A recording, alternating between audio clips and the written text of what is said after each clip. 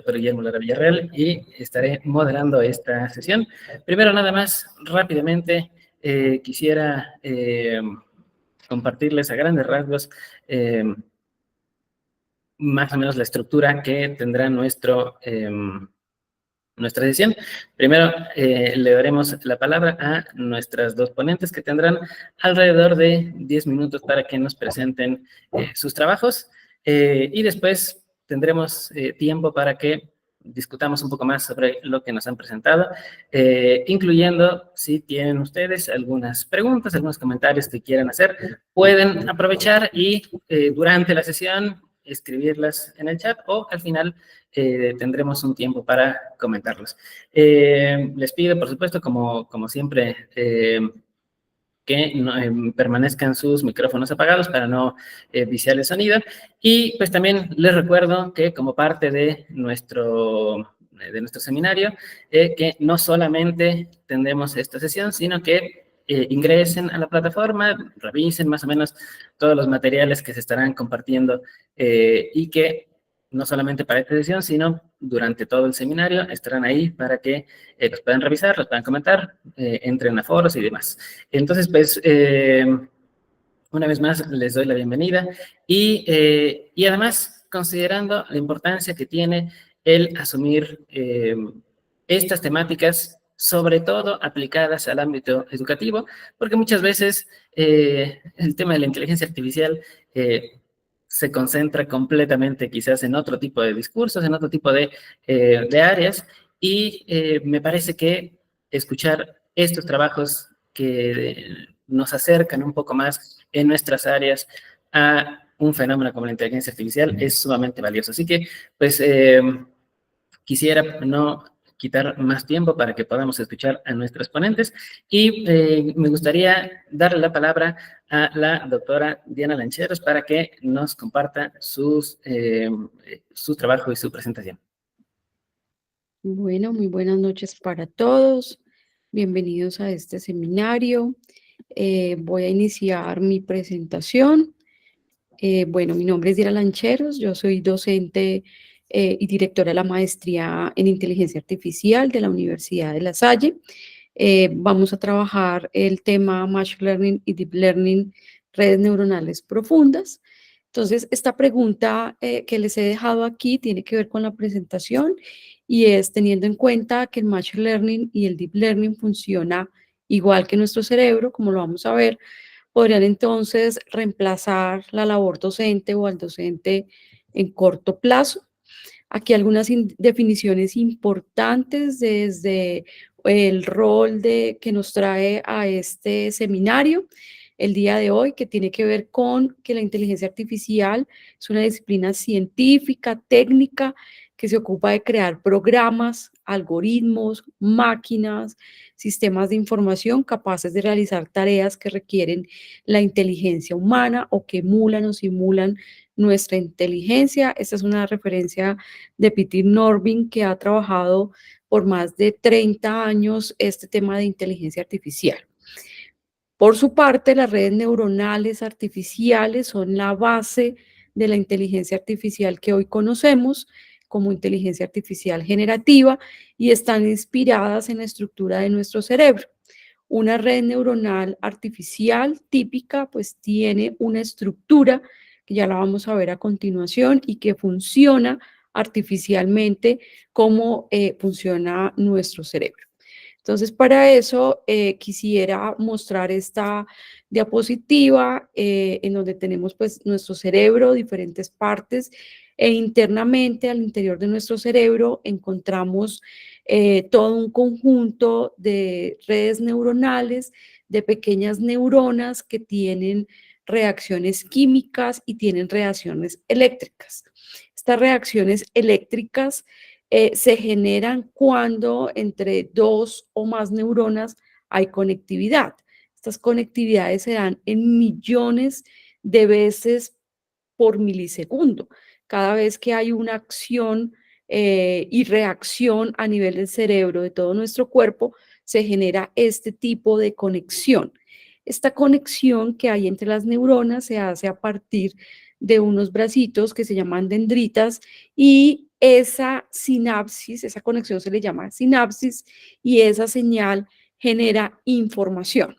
¿Esto qué significa? Que esta conexión eléctrica permite ser cuantificada, permite ser simulada y ha permitido durante muchos años establecer un modelo matemático de esa conectividad.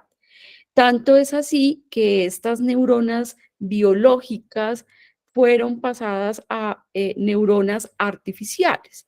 Entonces, desde hace muchos años se viene estudiando cómo podemos implementar esas neuronas artificiales en sistemas de cómputo y poder lograr acciones que los seres humanos hacemos. En este momento, en lo que estamos trabajando en nuestra sesión, tiene que ver con ese aprendizaje. Estas interacciones, este modelo matemático, llamémoslo así, que describe esta conectividad entre las neuronas, es lo que primero se llamó machine learning. Algoritmos, sistemas de cómputo, modelados matemáticamente para que la máquina los procesara. Por eso se llamó aprendizaje de máquina.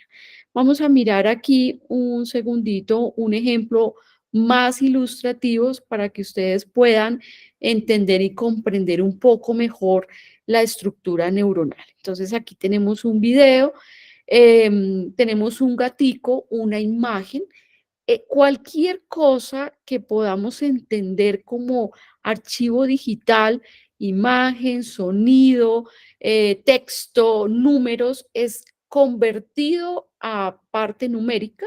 Es así que esta imagen podemos convertirlas con unos y ceros, podemos convertirla en diferentes tipos de colores, asignándole a cada puntito un valor. Esta es nuestra estructura artificial, es la forma de representar las redes neuronales artificiales, cómo funciona nuestro cerebro.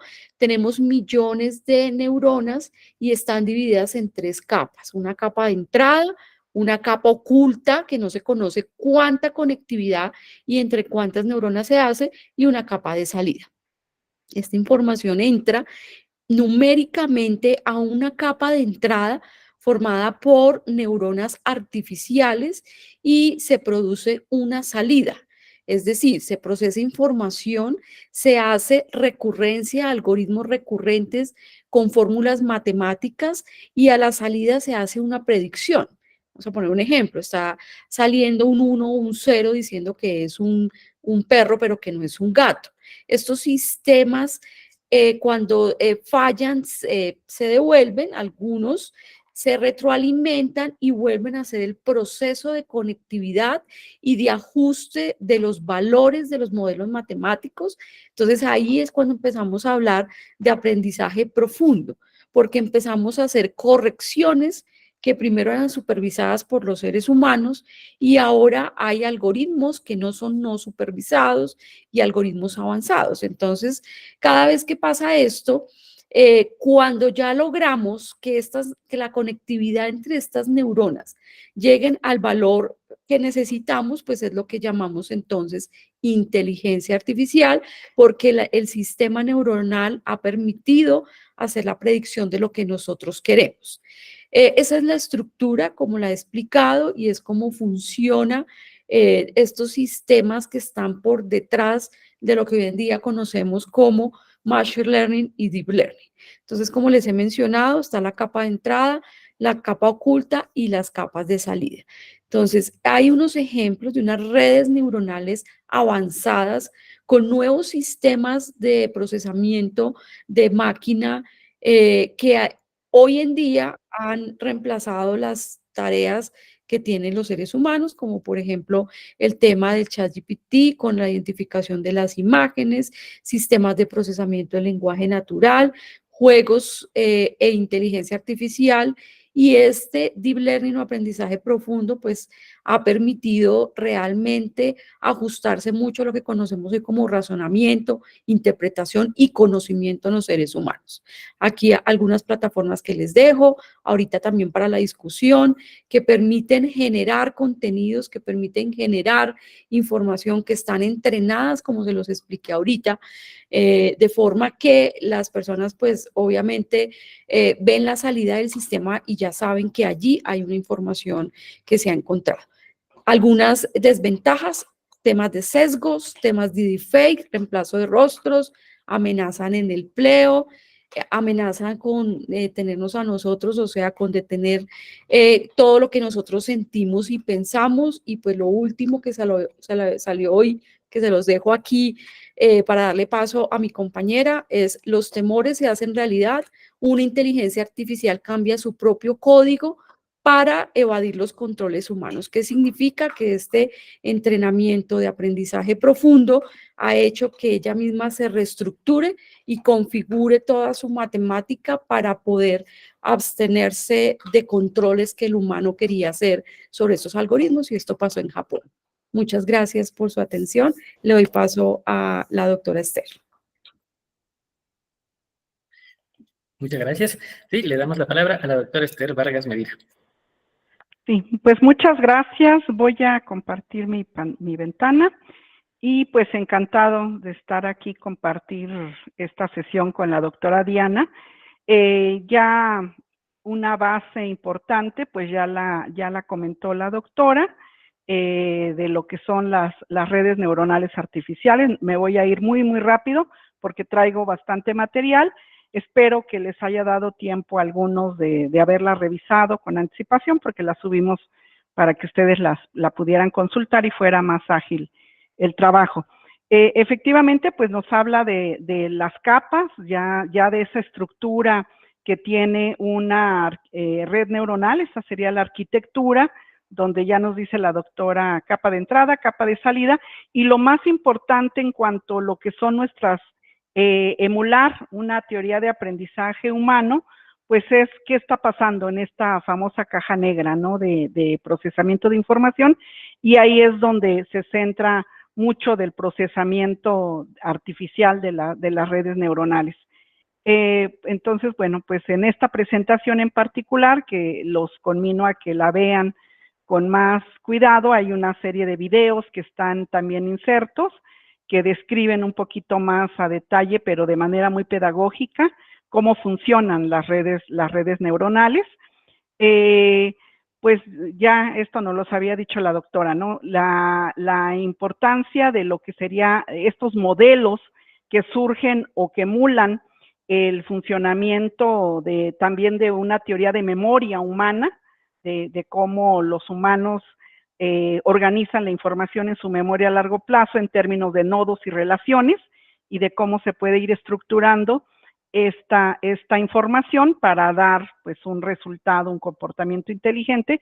Pues prácticamente se dice que las redes neuronales artificiales parten de la experiencia, y la experiencia la van adquiriendo a partir de casos, ¿no? Que nosotros le habilitamos para que pueda extraer información, y a partir de esa información pues va dando una salida, ese aprendizaje, en términos, como nos lo decía la doctora Diana, de poder reconocer un patrón, dar una salida, estas ceros y unos de presencia o ausencia, y en la mayoría de las redes o en las redes neuronales clásicas, se le va diciendo si está correcto o no está correcto, para que vaya corrigiendo su algoritmo de decisión para que pueda después someterse a pruebas, ¿no? Entonces, ese sería en sí, las redes empiezan en blanco, y a partir de interactuar con base en la información de entrada, va generando estos patrones para tomar estas decisiones a partir de la información que le hemos dado. Ya esto igual nos hablaba la doctora de una base en términos de la estructura. La estructura es que a partir de datos de entrada, con una serie de transformaciones que se dan a partir de pesos, sumas ponderadas, una función de activación, pues da una salida. Generalmente las redes neuronales clásicas lo que son clasificadores. A partir de una serie de características, de elementos que nosotros le damos, lo que hace es clasificar ¿Qué nos puede clasificar? Pues mucha información, nos puede decir, esta es una planta, esta es un árbol, esta planta es verde, esta planta es roja, o en el caso de información educativa, pues se han construido redes neuronales para detectar a partir de estos datos de entrada, clasificar entre expertos, novatos, o principiantes, etcétera, nuestra información con la que está ella alimentada. En la presentación, pues ustedes se van a encontrar por ahí un video que nos da una descripción bastante clara de esto que les hemos estado explicando. Conceptos importantes es cómo entrenamos a un sistema artificial como una red neuronal, pues prácticamente a partir de las entradas en estos nodos de entrada, el sistema de manera aleatoria va trabajando, procesando la información, va encontrando estructuras y generalmente las redes más sencillas, pues le decimos todos estos conjuntos de entrenamiento se clasifican en A y en B.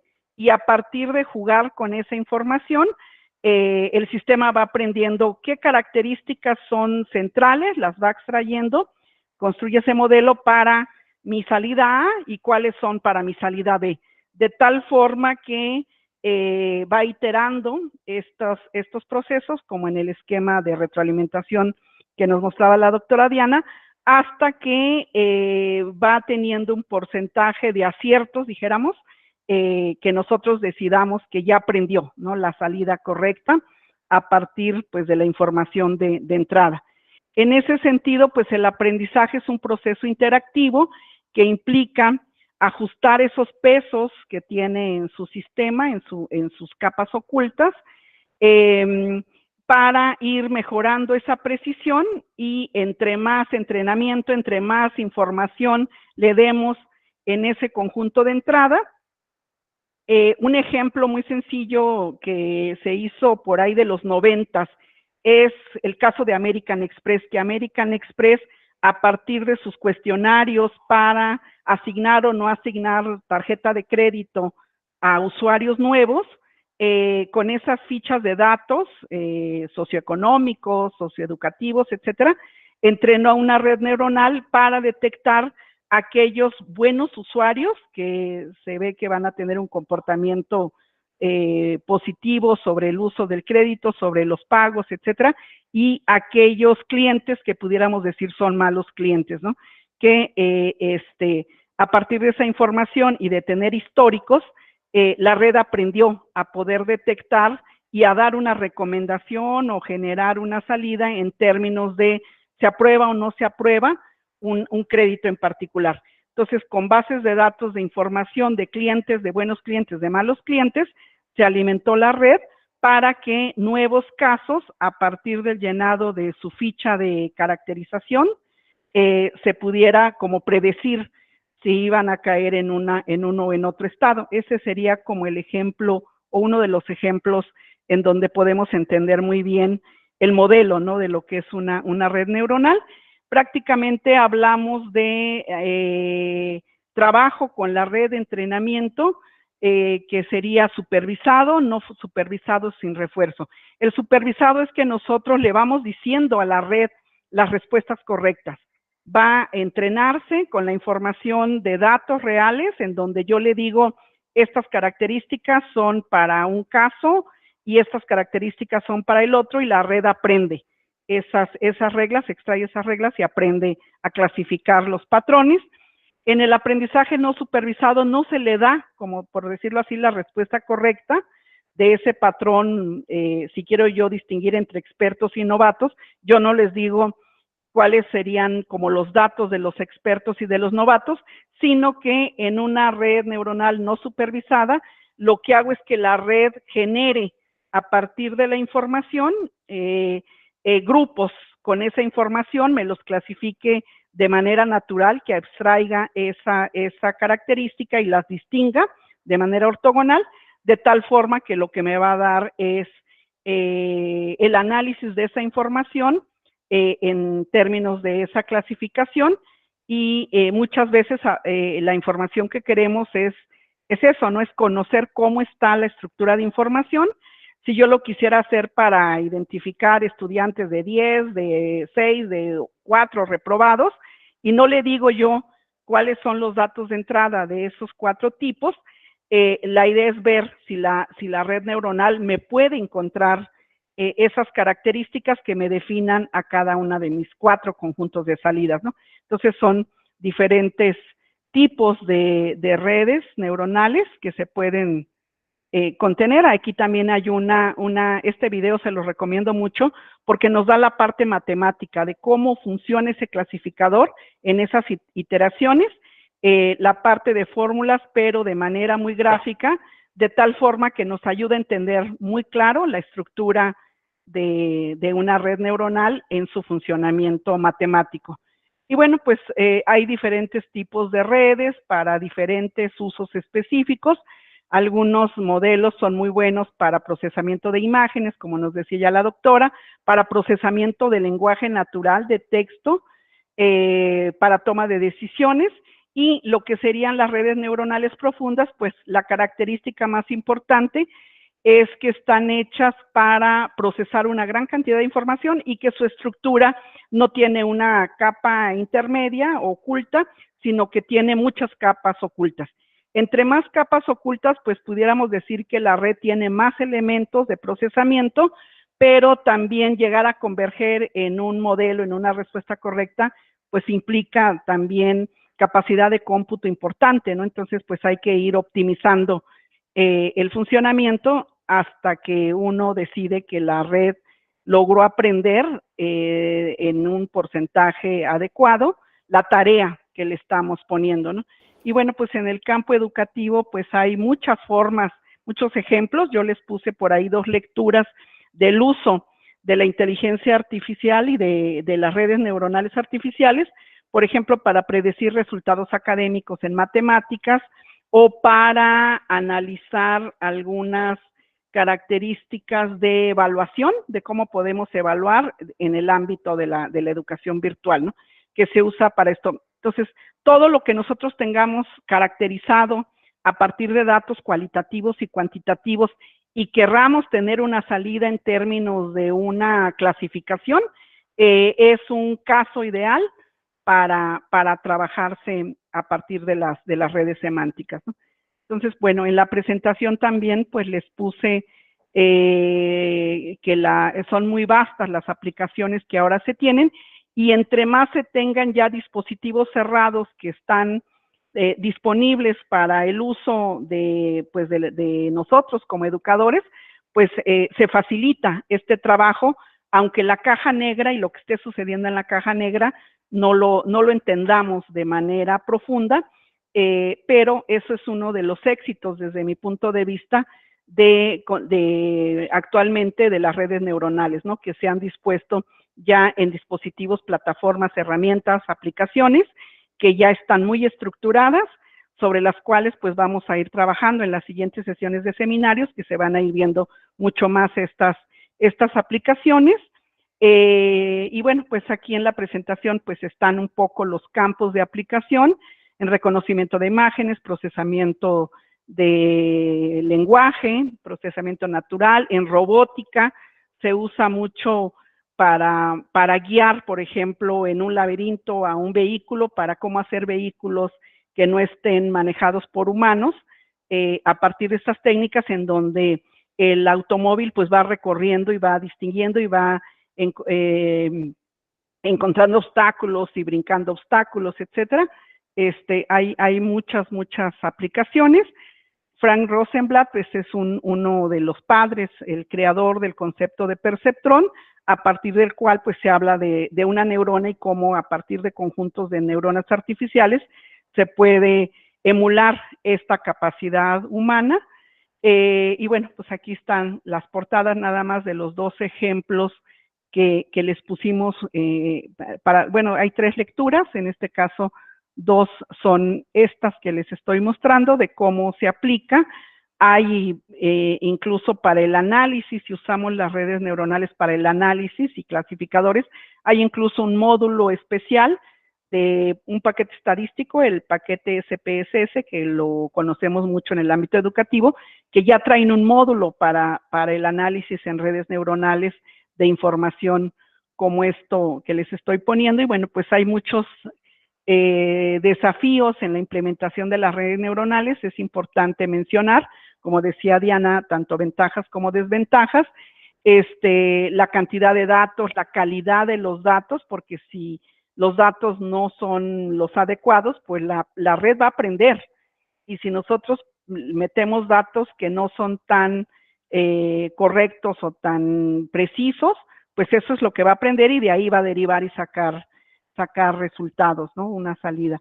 La interpretabilidad también, cuando hablamos de redes no supervisadas, algunos sesgos en la parte de entrenamiento, si no tiene un número suficiente de casos y de criterios, pues nos va a dar salidas a lo mejor poco precisas. Y bueno, todavía sigue siendo un camino importante el recurso computacional que pudiera requerir, ¿no? El poder de cómputo, que en los años 90, 2000, esto era pues muy complicado, ¿no? Se necesitaban mucho poder de cómputo. Ya ahora hemos avanzado mucho en eso, pero pues sigue siendo pues un tema a considerar.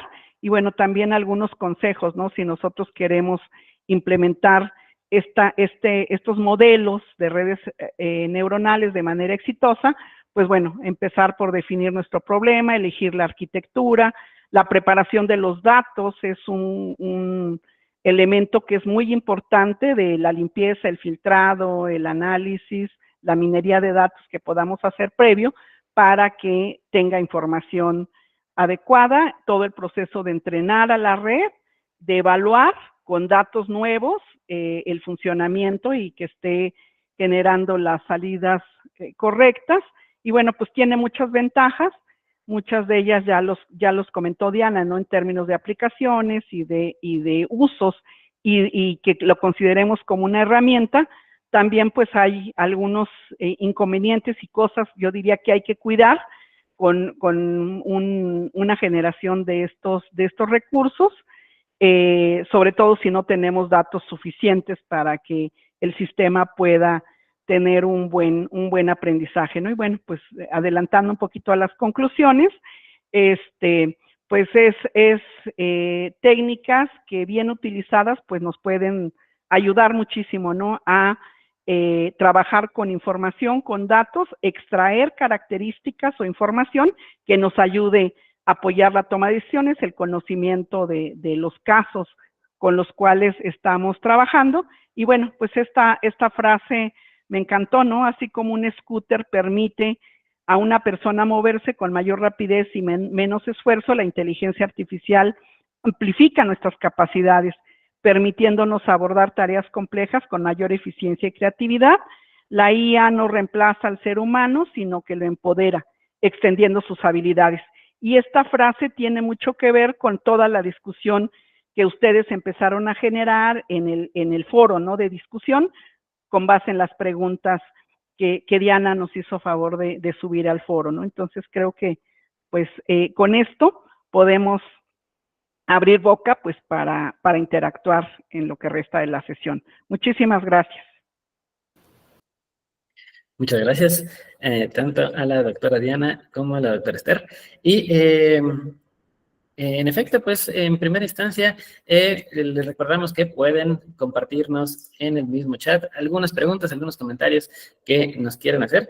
Y de hecho ya tenemos una pregunta, me voy a permitir hacerla porque inmediatamente ya la tenemos acá. Y después quisiera también hacer unos comentarios yo mismo. Nos preguntan, ¿es posible entender qué pasa en la caja negra? Es decir, ¿se puede construir redes neuronales explicativas en el futuro?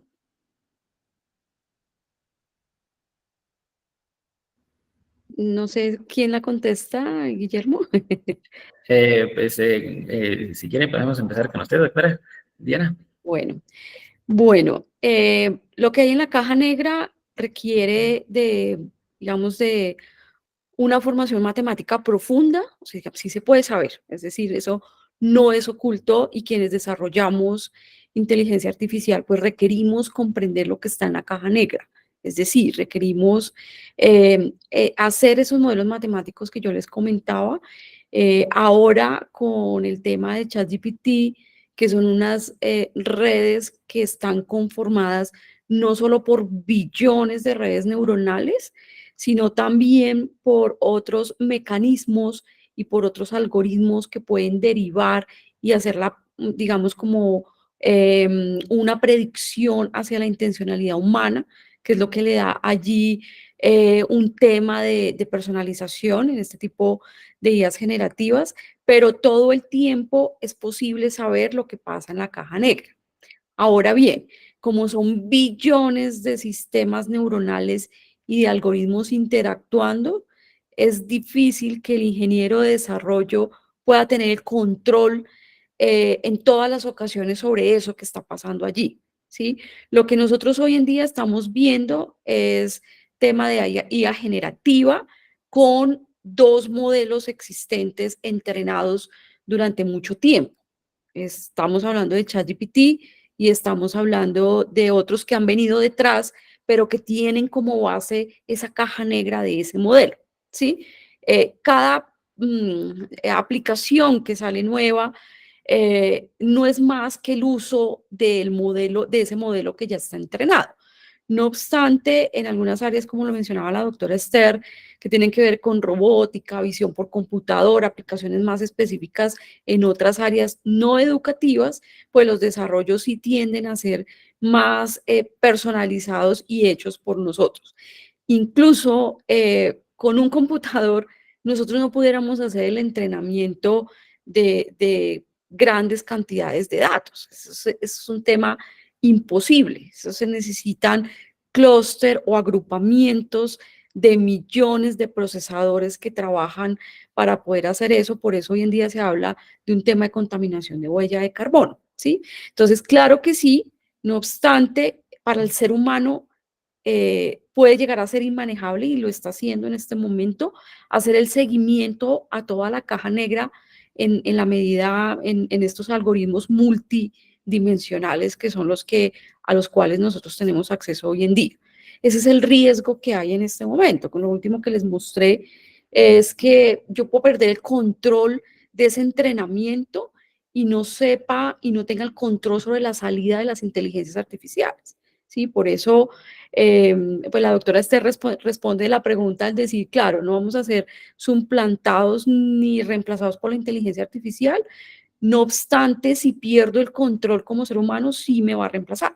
Porque si yo pierdo el control de esa caja negra y de lo que sale de allí, pues no hay duda de que estamos perdiendo el control completamente y ese algoritmo o esas cosas nos están llevando. Es como mi respuesta. Muchas gracias. Muchas gracias. No sé si la doctora Esther quiera agregar algo. Sí, cómo no, pues muy interesante la pregunta que nos hace Yaskin Coronado.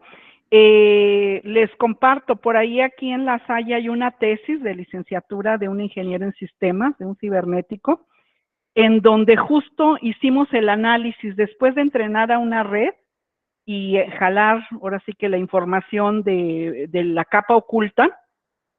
Empezamos a hacer modelos estadísticos y una cuestión que nos encontrábamos es de cómo la red, cuando ya aprendió, se empiezan a ver patrones en ese comportamiento si nosotros vamos graficando, y ahí está la tesis, Guillermo Pérez Elizalde es el autor, del procesamiento, y se va viendo cómo los pesos que van corriendo en esos aprendizajes, cómo se van generando patrones, se van autoorganizando a partir de que inicia de manera aleatoria, cuando ya aprendió. Y es muy interesante ver cómo se va ese proceso, ¿no?, de autoorganización desde el punto de vista estadístico, y se van viendo cómo se va autoorganizando esa información al interior. No quiere decir que con eso podamos saber qué es lo que está pasando en términos de estas redes neuronales explicativas para el futuro, pero sí es muy interesante estudiar esa caja negra desde el punto de vista de cómo analizar cómo se mueven los pesos y cómo los pesos se van autoorganizando. Gracias, hasta ahí le dejo. Muchas gracias. Y muy interesante además, pensando que quizás incluso estas ideas que a veces, quién sabe de dónde sacamos, que tiene que ver hasta con estas ideas apocalípticas de las máquinas, que de pronto vamos a terminar casi esclavizados por la inteligencia artificial y demás, cuando quizás, si vemos la realidad de lo que implica su uso, su aplicación y cómo funciona, pues quizás a veces hasta insisto, miedos extraños que entes también difusos nos han inculcado y que terminamos por simplemente reproducir. Y pensando y también escuchando sus presentaciones,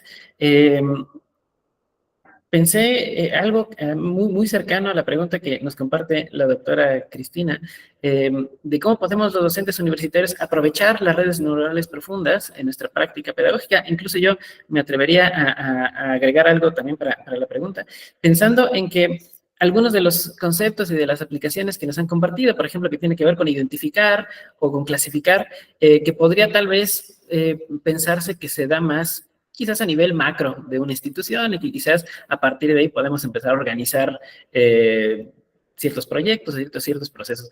Pero incluso con respecto a la práctica de una persona que esté tal cual dando clases, e incluso me atrevería a decir, no solamente quizás a nivel universitario, sino quizás en distintas áreas también podría tener alguna aplicación, por ejemplo, en educación básica, quizás en otros, hasta quizás en algo que no sea propiamente una clase dentro de un programa académico, sino tal vez hasta un curso externo que quizás también pueda tener alguna aplicación.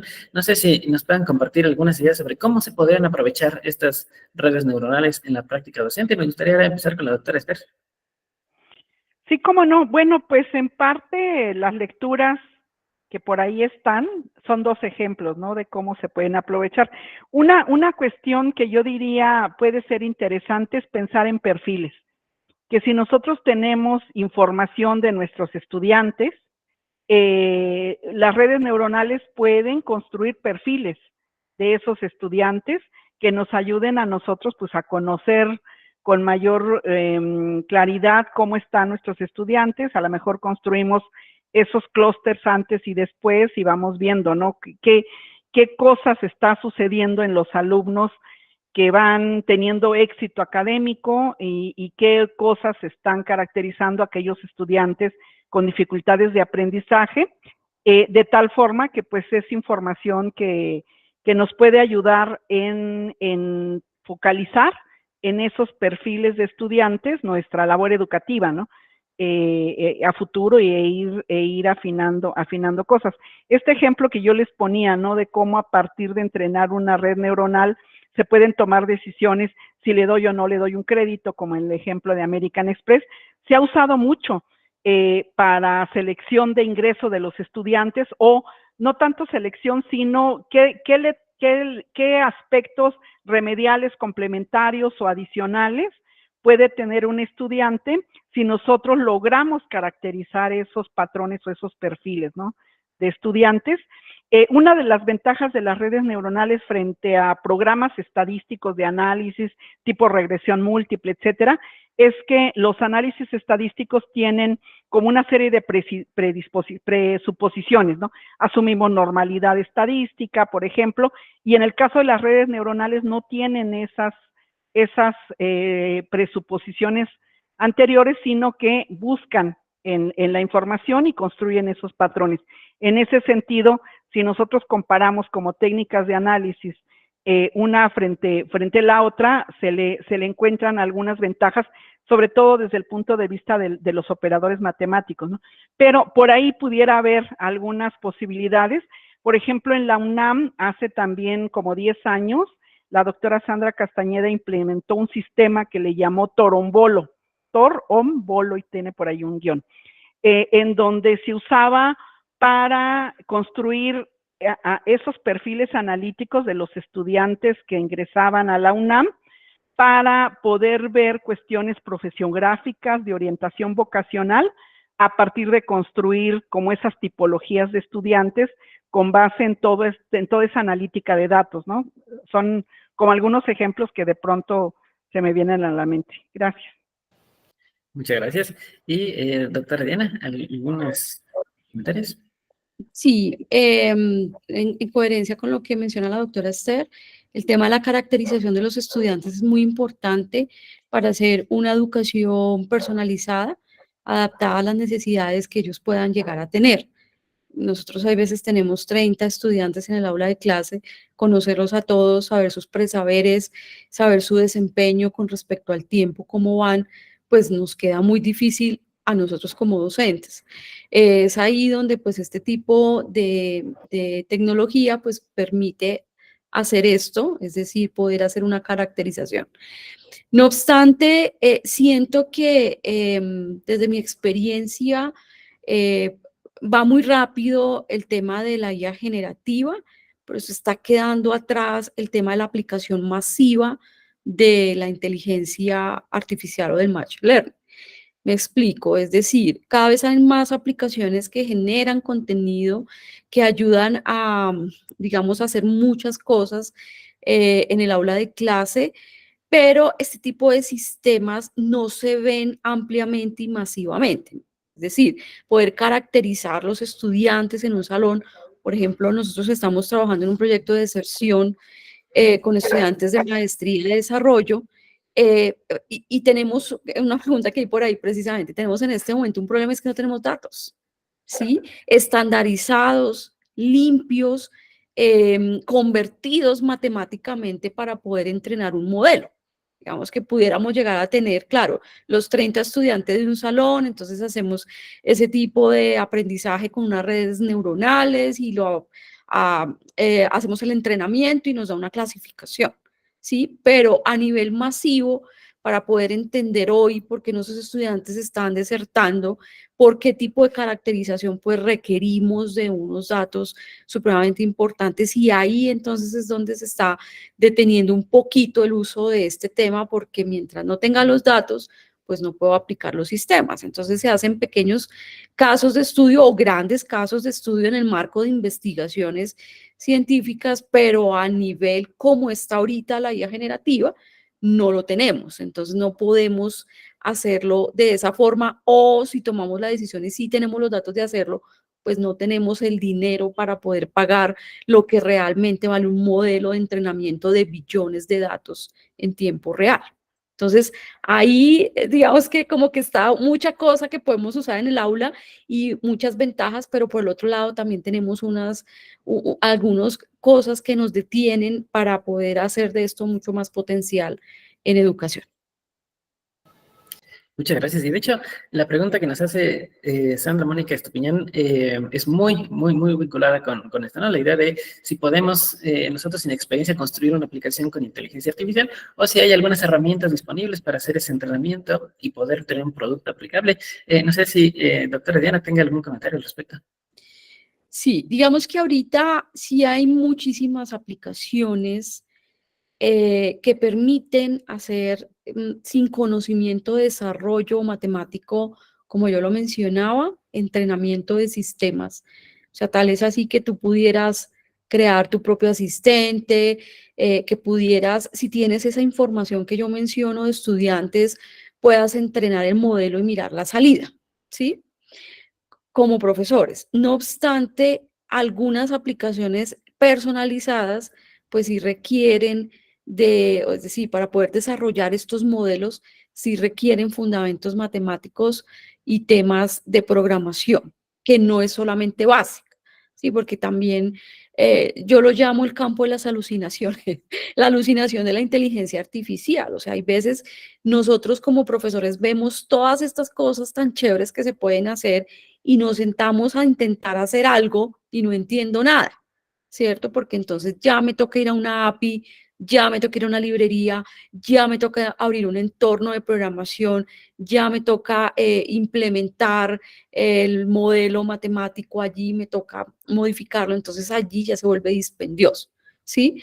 El tema de usar, hay mucha aplicación gratuita, hay mucho proyecto que está en construcción y necesita datos para entrenamiento, entonces te da la opción de entrar gratis, ¿sí? Como esta que les dejé allí en la presentación que se llama Mega Profesores, ¿sí? Entonces tú puedes entrar gratis, entrenar los modelos, trabajarlo en tu aula de clase, pero pues obviamente ellos se quedan con los datos, ¿sí? Entonces la privacidad del dato de tus estudiantes y tuya pues se está poniendo en riesgo, entonces ahí hay otro tema que después van a hablar en el seminario que tiene que ver un poco con la ética. ¿Sí ven? Entonces digamos que sí hay mucha oportunidad, hay mucha aplicación, tiene costo algunas, no tiene, pero digamos que como docentes podemos llegar a entrenar modelos que ya están previamente entrenados. Muchas gracias. No sé si quieren agregar algo, doctor Esther.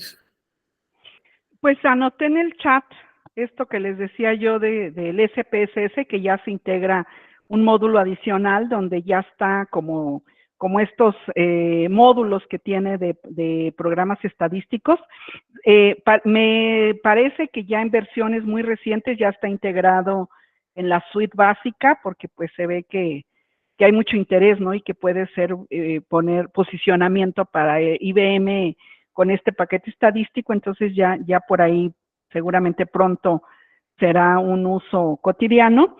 Y pues la sugerencia es acercarse, si nosotros tenemos el tema, el problema, la posible aplicación, pues acercarse con los especialistas en cibernética, etcétera, que programan Python, que programan MATLAB, o para quienes tengan algún conocimiento intermedio, esas son entre las herramientas más utilizadas, ¿no? Para la creación de una red semántica, TensorFlow, Keras, y bueno, seguramente en otras de las sesiones que vayamos teniendo y que nos den los mediadores de estas sesiones, pues igual nos irán dando algunas herramientas, no tanto para la parte educativa que estamos comentando, pero sí la parte de visión, de procesamiento del lenguaje, etcétera, iremos enriqueciendo, ¿no? Todo ese conjunto de herramientas.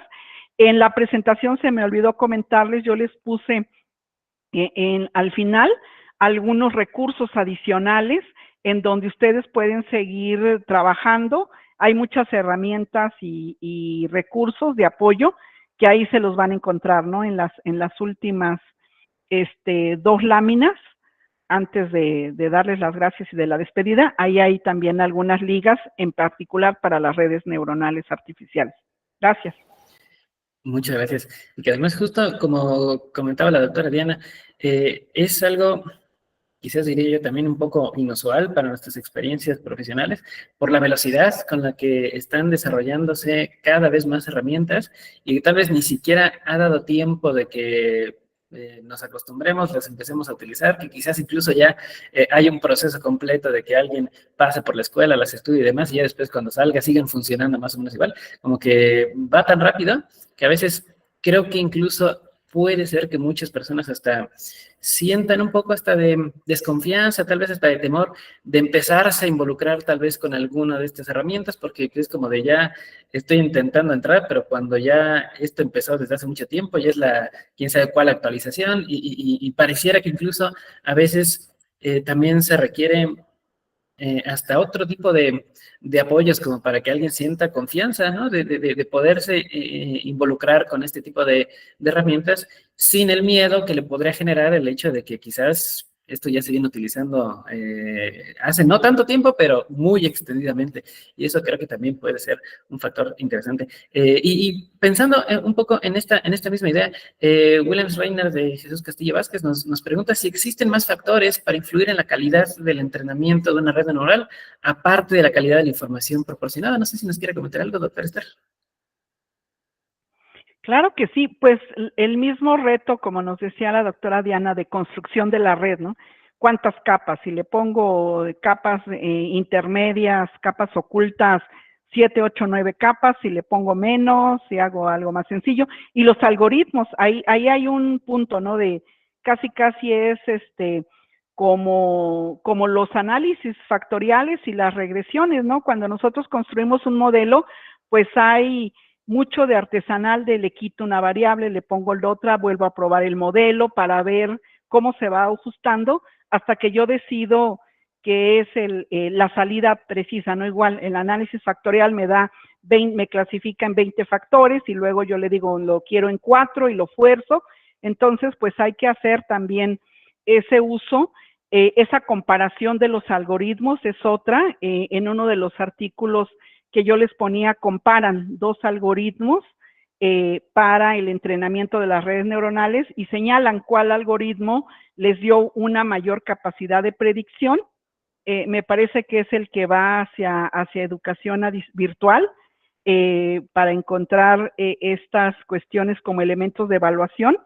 ¿Cuál le atina, por decirlo de alguna forma, más al resultado de la salida que estoy buscando?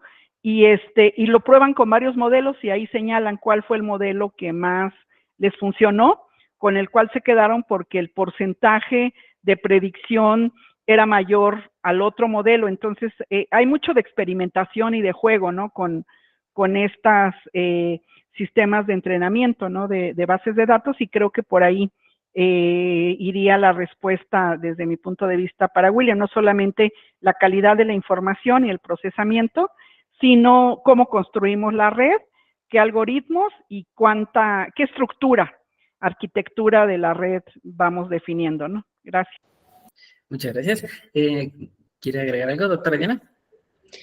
Estoy totalmente de acuerdo con la doctora Esther. O sea, hay que hacer comparaciones, eso es importantísimo. Es decir, siempre que vayamos a hacer el uso de este tipo de técnicas, hay que hacer una comparación, hay que mirar cuál es la que tiene el mejor desempeño, porque pues eso puede influir en las respuestas que nos dé, y si esas respuestas van a ser usadas para toma de decisiones, pues tenemos que estar seguros de que realmente el entrenamiento va a ser efectivo. Muchas gracias.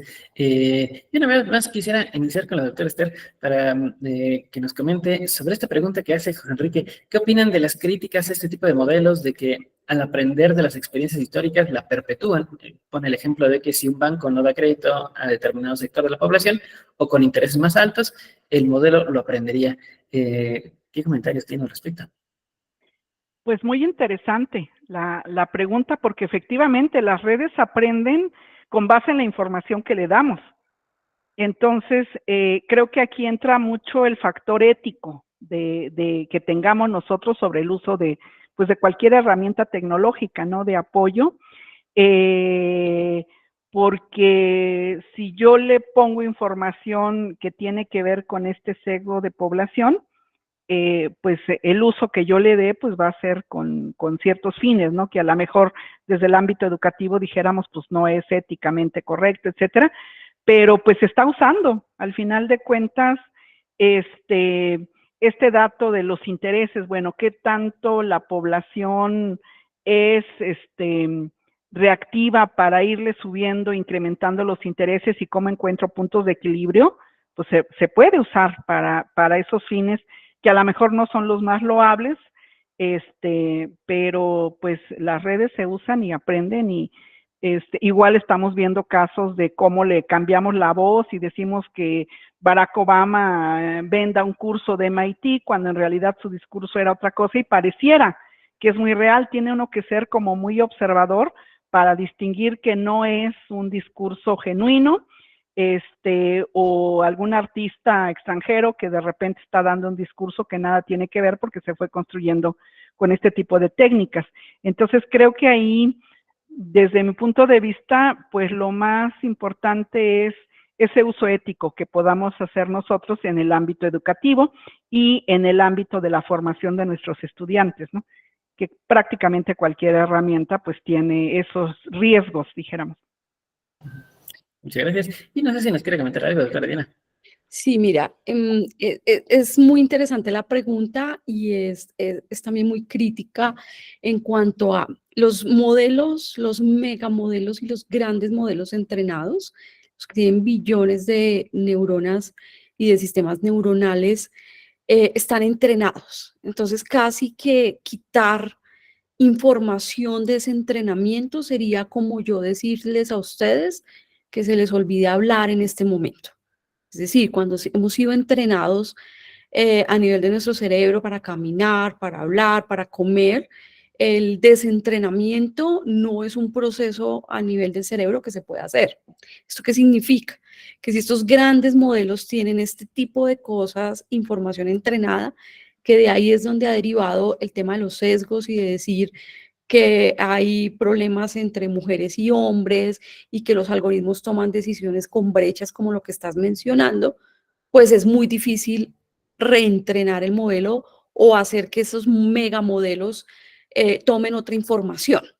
Ahora bien, ¿qué hacen las compañías o qué hacen las empresas? Es extraen, vuelven a entrenar un modelo pequeño, es decir, no usan ese. Por eso no todo lo que sale del ChatGPT es confiable, porque es que está entrenado con millones y millones y millones de datos donde esa información allí, mucha puede ser falsa.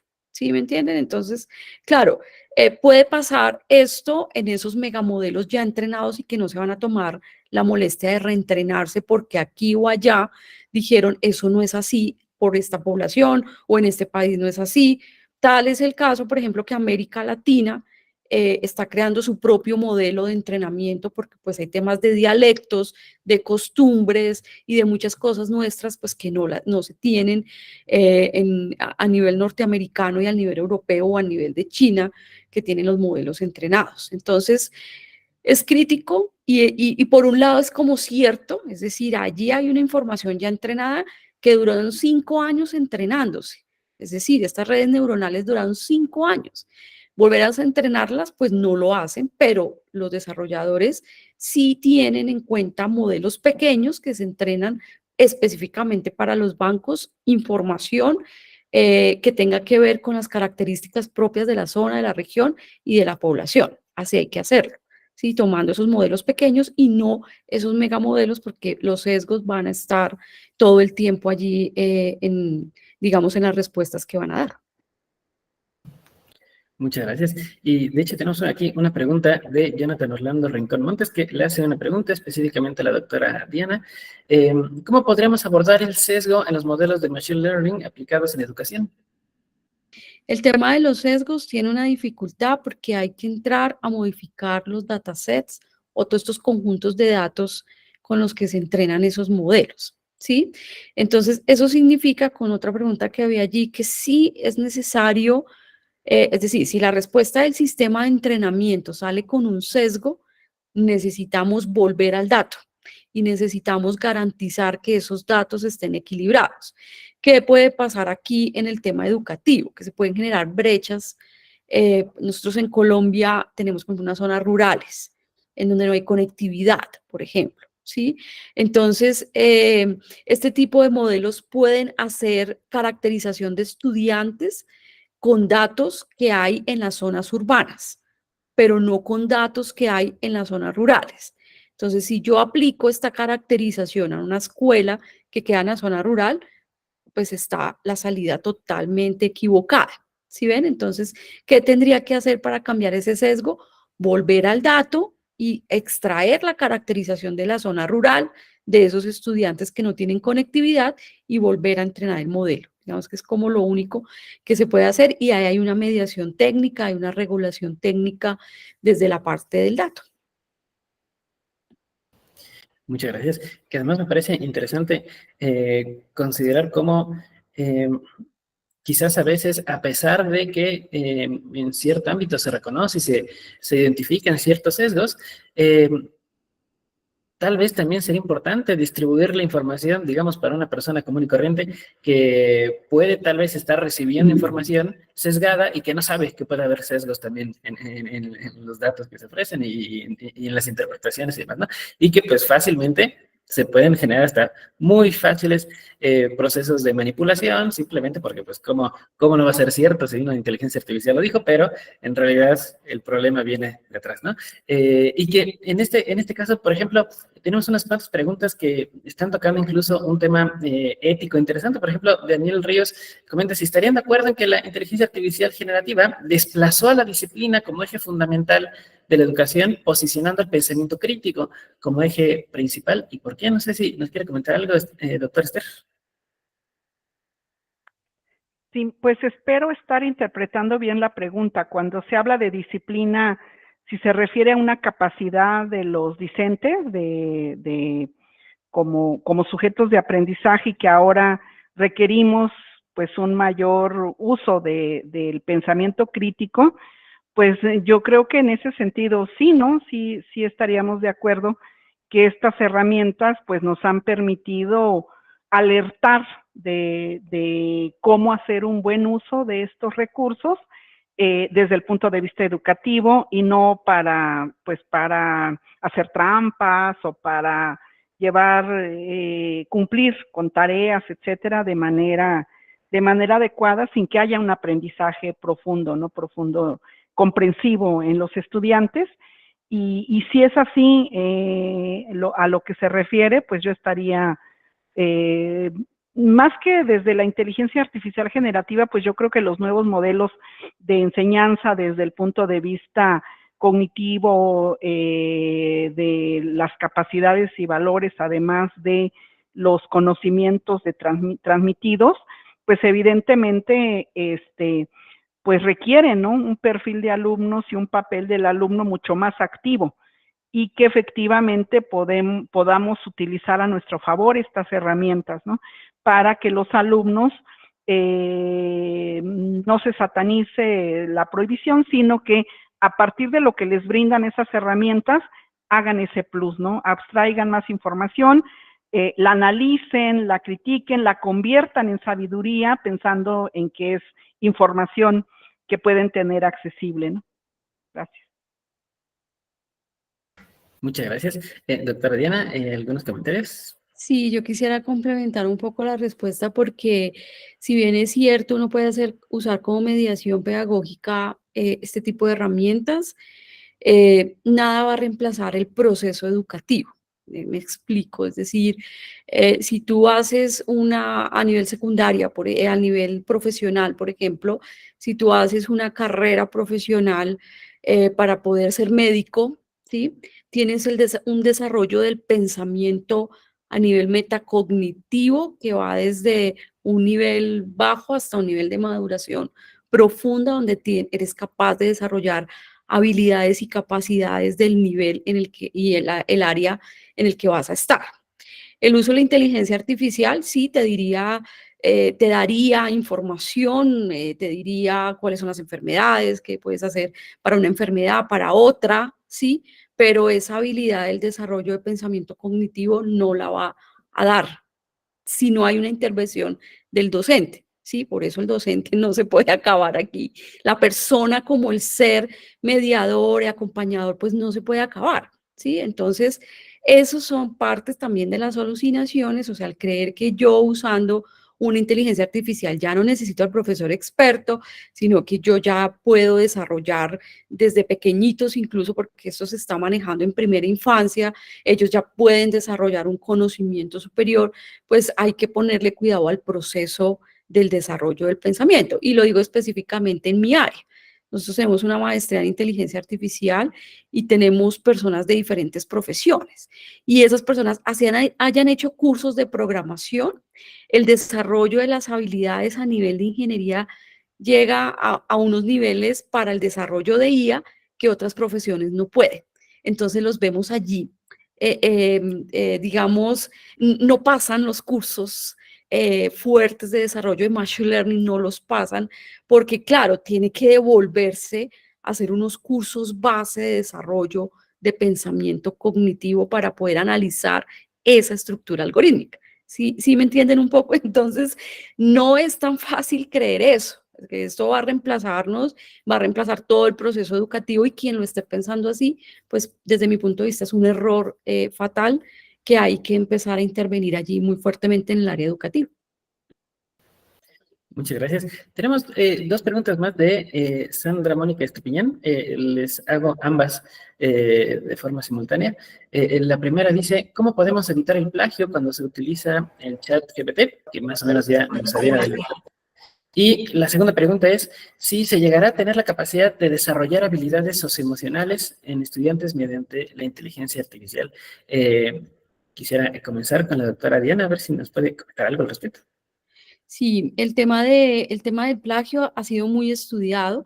Ya digamos que los países han adelantado muchísimo trabajo en ello a partir de la política pública. Europa ya se adelantó y publicó unos pliegos que tienen que ver con derechos de propiedad intelectual, en donde el uso de, así tú dijiste el prompt, pero el copiar y el pegar, lo que te da la herramienta, pues es considerado plagio y obviamente hay que tener el control. La pregunta es, ¿cómo lo diferencio? Que pues eso ya daría como para otra sesión.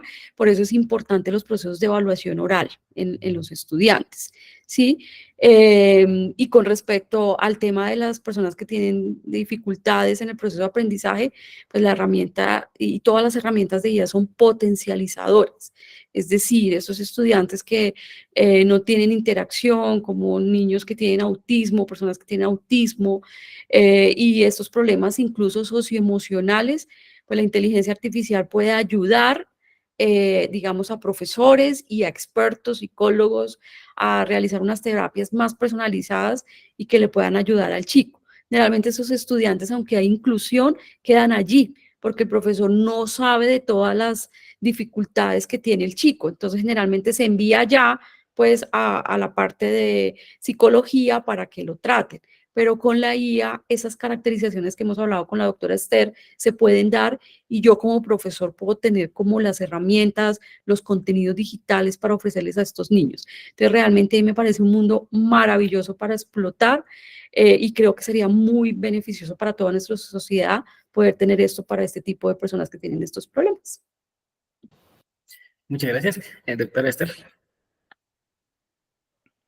Sí, pues yo solamente agregaría totalmente de acuerdo con lo que nos explica Diana, tanto de la regulación como de este ejemplo, ¿no? Para cuestiones de discapacidad, que le llamamos aquí en México, y que también es aprovechar lo atractivo que son, ¿no? Muchos de los sistemas de robotitos, de agentes, etcétera, para los niños y aprovechar eso que atrae la atención y el entusiasmo con fines educativos y engancharlos. Creo que son herramientas que han mostrado mucho su utilidad, ¿no? Gracias. Muchas gracias. Y de hecho, quisiera permitirme leer el último comentario que tenemos aquí en el chat, porque creo que va muy en el mismo sentido. Nos menciona Nancy Alba que ahora el alumno hace la clase en GPT, sin embargo, no la lee, no sabe explicarla. Como bien se dijo, en la clase es un apoyo, una herramienta, pero qué difícil darlo a entender porque se les hace más sencillo ver en minutos, como ya estaba elaborada una presentación que llevaría horas. Y eso me parece que sí es un reto interesante, quizás el plantearnos en primera instancia qué tanto podríamos pensar que muchas personas actualmente quizás identifican tener información con aprender cosas, ¿no? O que ya sé ese dato, o lo tengo a la mano, o rapidísimo lo encontré, y no necesariamente eso significa que aprendí algo con respecto a ni siquiera el proceso, ¿no? Y que, por supuesto, al hacerlo muy fácil de utilizar, pues a veces pareciera que lo único que se necesita para obtener una información es hacer una pregunta, y una pregunta que con que me medio entienda la inteligencia artificial ya más o menos me dará ahí el dato y después le vuelvo a preguntar. Y sin embargo, a veces cuando necesito otra estrategia para poder resolver un problema, para tratar de encontrar por dónde se resuelve, ahí es donde quizás empezamos a entrar en ciertas crisis porque ya no voy a obtener el resultado inmediato, rápido, incluso tal vez hasta ya medio explicado, etcétera, y que quizás ni siquiera podría yo decir que este proceso de resolver un problema me permitió aprender algo, sino que nada más lo resolví y lo olvidé casi en el momento en el que se resolvió, ¿no? Y eso creo que puede ser también un proceso complejo. Antes de comentar algo más, quisiera preguntarle al doctor Jairo si dejamos el resto de las preguntas para el foro o podemos hacer un par más. Sí, la mecánica que estamos llevando a cabo es que recogemos todas las preguntas, las agrupamos por temáticas y permitimos tanto que nuestras ponentes como todos los seminaristas participen del diálogo. Perfecto. Entonces, quizás todas estas preguntas, incluso las que ya se hicieron, pueden incluso entrar el foro una vez que puedan ya ingresar a la plataforma y tal vez encontrar nuevas respuestas y expandir un poco más estas temáticas, pensando, insisto, que a pesar de que más o menos pudiéramos tratar de darles unas conclusiones a nuestro tema en un momento más. De todas formas, esta discusión va a continuar durante los próximos meses y que seguramente algo que se preguntó en esta sesión se responderá tal vez en la próxima o en algunas de las próximas sesiones. Yo quisiera, antes de volverles a dar la palabra, para empezar a cerrar o empezar a aterrizar nuestro tema, quisiera también comentar y ver si pudiéramos también empezar a pensar cuáles podrían ser también quizás estas posibles consecuencias que podrían tener, que podrían detectar con respecto a que, lo mencionaban en alguna de sus respuestas, que quizás por un lado no es barato empezar a conseguir cierto tipo de herramientas de licencia, etcétera, que incluso para poder utilizar estas herramientas pues se requiere también una serie de recursos, etcétera. Quisiera, si nos pudieran comentar brevemente, si consideran que esta aplicación de esta inteligencia artificial pudiera ser que provoque o que ya esté provocando que se extiendan un poco más las distancias entre distintas condiciones sociales, ¿no? Que quizás haya, como decíamos, está avanzando tan rápido el tema de la inteligencia artificial que haya ciertos lugares donde se está aplicando la última actualización y ya se están acelerando ciertos procesos, se está quizás resolviendo ciertos problemas, y hay otros donde quizás a veces les llega el internet y por supuesto están muy lejos de poder aplicar estas herramientas. Podría ser que por un lado ya esté sucediendo o que incluso se puedan expandir aún más las diferencias en ciertos contextos. No sé si la doctora Esther nos quiere comentar algo rápidamente. Pues yo creo que no es un problema, dijéramos, exclusivo, ¿no? De la inteligencia artificial y de sus herramientas. Yo creo que las cuestiones tecnológicas y de acceso a recursos como de TICS, pues ha generado o ha profundizado, ¿no? Estas diferencias entre los que tienen al alcance un equipo de cómputo y los que no lo tienen. Creo que estas diferencias se han seguido marcando, pero también creo que una de las cuestiones, dijéramos, de mayor impacto de las técnicas de las herramientas y aplicaciones de la inteligencia artificial generativa es cómo lo han puesto al alcance en términos de estas aplicaciones, ¿no? En los diferentes recursos, dispositivos, en las redes sociales, en nuestros medios de comunicación. Creo que es uno de los mayores aciertos, ¿no? Cuando entró el ChatGPT, que dijimos, pues está alcanzable y se puede hacer, que yo puedo hacer búsquedas orientadas con inteligencia artificial para generar un dibujo, para buscar información en la red. Creo que lo más fuerte es esa capacidad de penetración que han tenido pues, los grupos de desarrolladores para ofrecernos herramientas que a lo mejor no sabemos cómo están funcionando, pero que las podemos usar. Y creo que eso ha hecho una gran diferencia entre los desarrollos, en este caso, por ejemplo, de las redes neuronales artificiales de los años 90, 2000, 2010, a lo que estamos teniendo acceso actualmente, ¿no? Es que nos lo encapsularon en aplicaciones y en cuestiones que se han integrado en nuestros recursos y medios, y eso pues facilita mucho la utilización, ¿no? Y está al alcance, dijéramos, evidentemente de ciertos sectores que han tenido estos beneficios de tener al alcance dispositivos digitales electrónicos, el acceso a Internet, y pues bueno, también nuestra labor educativa tiene que ir hacia allá, ¿no? Hacia el cierre de brechas de estas posibilidades educativas entre los que tienen los medios y los que no lo tienen, ¿no? Gracias. Muchas gracias. Doctora Diana, por favor. Digamos que en la democratización, como lo menciona la doctora Esther, no es tan viable eso, porque pues desde que haya conectividad lo puedes usar, incluso hay unas que están saliendo que se pueden descargar y sin conectividad pudieras usarlo. Pero en lo avanzado sí. Sí, entonces, por ejemplo, en la universidad en la que trabajamos todavía no ha comprado las versiones pagas para nosotros mismos crear nuestros propios GPTs, porque es muy costoso, ¿sí? O no ha comprado Scopus ahí para nosotros poder generar ese tema porque es costoso. Entonces, allí ya se genera una brecha gigante a un nivel diferente, pero pues no tenemos con qué comprar porque se resultaría demasiado costoso y no daría, ¿sí ven? Entonces creo yo que ahí es en aspectos avanzados se generan brechas muy grandes y cada vez van a ser más marcadas en países desarrollados y los que no tanto. Esto va a estar muy marcado.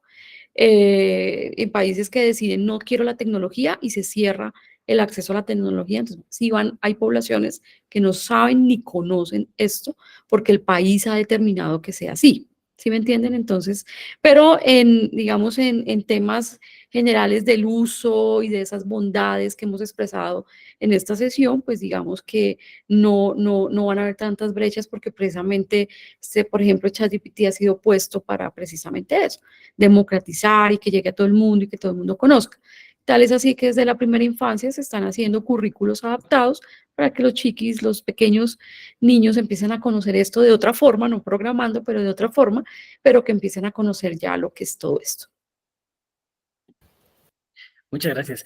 Y sí, me parece que es muy importante encontrar incluso una oportunidad de generar y reproducir escenarios democráticos a través de la inteligencia artificial. Insisto otra vez, contrario a la idea que a veces nos quieren decir, que casi la inteligencia artificial es como la imposición de la dictadura de los robots, cuando en realidad pareciera que pudiera ser que como decían algunas de sus respuestas y en sus presentaciones, que incluso empodere a la humanidad para que pueda quizás alcanzar ciertos escenarios y ciertos logros que tal vez hasta el momento no hemos conseguido o nos ha costado más trabajo conseguir, ¿no? Por supuesto, considerando las posibilidades que ya a estos niveles muy elevados puede ser que sí se empiecen a generar unas distancias significativas y que además sí consideramos que también pueden darse estos sesgos, pues además pensemos entonces qué pasa cuando se nos mezclan las brechas con los sesgos y entonces ya se nos empiezan a imponer ahí de una forma muy fuerte estos aspectos, ¿no? Quisiera que pudiéramos empezar a concluir con nuestro tema y para ello quisiera volver a dar la palabra a la doctora Esther para que nos pueda compartir algunas conclusiones generales sobre nuestro tema y sobre lo que hemos discutido. Muy bien, pues es difícil concluir como tal. Yo creo que el interés que ha despertado en los que estamos aquí por usar estas herramientas para enriquecer nuestra práctica educativa, pues a mí me parecen de lo más interesantes, ¿no? De cuidar todos esos riesgos y pues en ese sentido, pues todas estas herramientas, querrámoslo o no, aquí están y llegaron para quedarse y para seguirse fortaleciendo, etcétera. Entonces, pues yo aplaudo como este interés de hacer un muy buen uso, ¿no? De estas herramientas en favor de nuestros objetivos educativos, ¿no? Sobre todo, y en poder cubrir, ampliar nuestra cobertura en los impactos, en reforzar nuestro papel de docente, como nos decía la doctora Diana, frente a este tipo de herramientas y de recursos, y pues fomentará también pues nuestra creatividad en términos de cómo podernos la apropiar para esos usos educativos. Yo eso es la conclusión que yo me quedo de esta charla y de escuchar a todos los participantes. Muchas gracias. Escuchemos a la doctora Diana, por favor. Por mi parte, este tipo de escenarios pues fortalecen todo eso y pues ya que hoy hemos trabajado con la doctora Esther como las bases de todo esto, de cómo se hace, de cómo está o cómo operan este tipo de sistemas, pues hay que aprovecharla, ¿sí? Hay que aprovechar para poder potencializar nuestro trabajo y poder descansar, leer un libro. Si antes teníamos una carga laboral de 2 horas, pues ahora nos va a ayudar la inteligencia artificial a optimizar eso y vamos a poder dedicarnos un poco a temas espirituales, a leer un libro, contemplar la naturaleza, hacer ejercicio, y esa es mi gran conclusión de esta noche. Es decir, apoyémonos, veamos lo bueno que tiene, tengamos cuidado con lo malo y aprovechemos para poder nosotros dedicarnos a eso que hemos venido desplazando desde la pandemia, como interactuar con otras cosas que nos hacen seres humanos. Muchas gracias. Quisiera también aprovechar para hacer algunas conclusiones sobre toda nuestra sesión del día de hoy, para rescatar algunas de las ideas que nos han compartido y que me parece que son sumamente relevantes y que no son quizás ideas que debamos olvidar fácilmente. En primer lugar, creo que uno de los principales temas que tenemos que considerar es que estas nuevas herramientas sí tienen un papel y van a seguir teniendo un papel cada vez más importante en la aplicación en la educación, y no solamente como lo han dicho a nivel macro, a nivel institucional, a nivel de que quizás la gente que está en las oficinas lo utilizará, pero en el aula se seguirá trabajando como hace 50 años, sino más bien todo lo contrario, ¿no? O sea, que sí tiene una posibilidad de utilizarse en las aulas para dar clase, para organizar información, y que, por supuesto, como decíamos, es importante no perder de vista que a pesar de que la inteligencia artificial no va a sustituirnos como personas y no va a sustituirnos como docentes, tampoco podemos hacer que sea yo mismo quien me sustituya, ¿no? Que no sea yo mismo quien diga, pues ya como está la inteligencia artificial, ya no hago nada yo, ya que todo lo haga el ChatGPT, y ya me ahorro la clase y que ahí saquen toda la información, ¿no? Sino que más bien considerar ante la herramienta cuál es mi papel ahora, qué tengo que hacer yo. Quizás antes yo tendría que detenerme un poquito más para quizás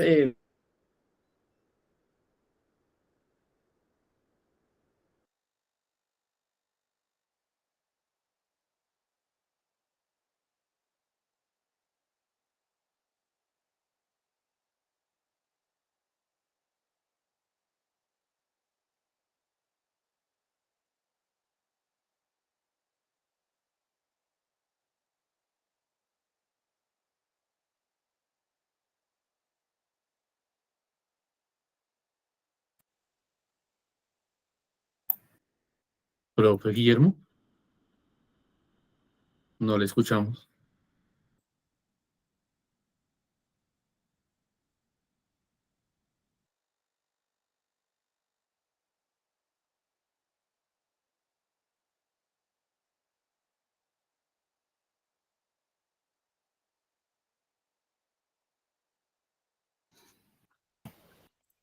una disculpa, me decía que no tenía permiso para usar el micrófono. Eh, Quizás sí, solamente terminar con la idea de que a pesar, insisto, de que no tenemos o que se están generando estas nuevas herramientas, el papel de la docencia se tiene que adaptar también a esas nuevas herramientas, y que yo aprenda que si antes quizás tenía que dirigir en cuanto a ciertos aspectos, ahora tal vez hay ciertos procesos que están automatizados, que no generan tanto conflicto, que incluso llegan a mi clase ya sabiéndolos hacer, y más bien yo tengo que averiguar qué necesito ahora desarrollar, qué necesito yo trabajar dentro del aula. Y finalmente también recuperar la noción ética y todo este aspecto que también hemos comentado, que no solamente implica el uso, sino también identificar que también hay ciertos aspectos dentro de, vamos a decirlo así, la estructura institucional de la inteligencia artificial, donde también tendríamos que tener un acceso más, llamémosle, consciente, quizás un poquito más responsable de nuestro acceso a esa información, ¿no? Y que no asumamos una postura pasiva y simplemente pregunto y que me contesten o simplemente genero y que me digan, sino que yo también puedo identificar qué sí se puede, desde dónde me están contestando y cuál es el uso que le vamos a intentar dar a esta inteligencia artificial, que, insisto, me parece que apenas estamos viendo las primeras manifestaciones y que poco a poco seguirán apareciendo más y más desarrollos. Pues una vez más le agradezco a las doctoras Diana y Esther por sus presentaciones. Recuerden que todas las preguntas que se hicieron van a aparecer en el foro y además tanto la doctora Esther como la doctora Diana tienen acceso a la plataforma, así que seguramente estarán revisando sus preguntas y podrán ahí también continuar la discusión y el diálogo y el debate, no solamente esta semana y por el día de hoy, sino que durante todo el curso.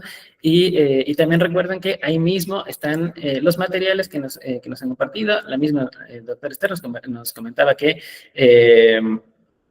aparecen ahí algunos artículos donde pueden encontrar algunos ejemplos y espero que los puedan comentar y los puedan revisar.